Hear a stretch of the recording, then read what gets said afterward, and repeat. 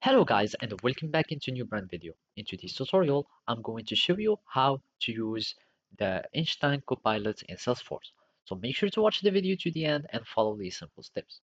So first, you will need to enable the Einstein Copilot. And to do so, you will need to set up your generative AI in Salesforce. So basically to set up your generative AI, you will need to turn on the data cloud on your organization. And to do so, you will need to have the premium plan or the plan that allows you to use the data cloud. And basically, you will need to use the data cloud setup. And first, you will need just to go to your account here.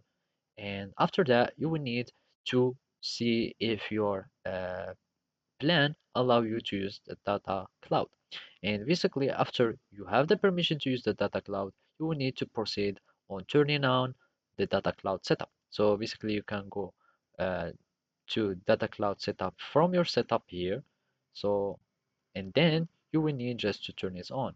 Just search for data cloud, and after that, you can proceed on setting up your data cloud. And when you finish, you will need just to wait for the data cloud to be set up. And after that, you will start seeing another option from here, would say the data cloud. And from there, you can start enabling or managing your data cloud.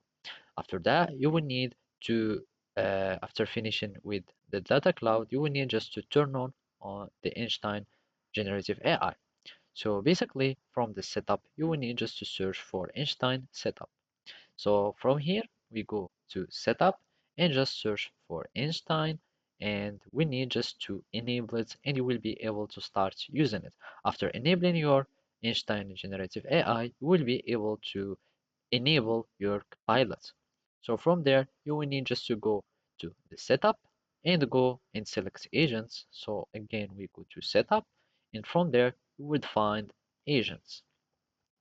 So here, after going to agents, you will need just to click a new one in the list. And after that, you can choose which the agent would do for you.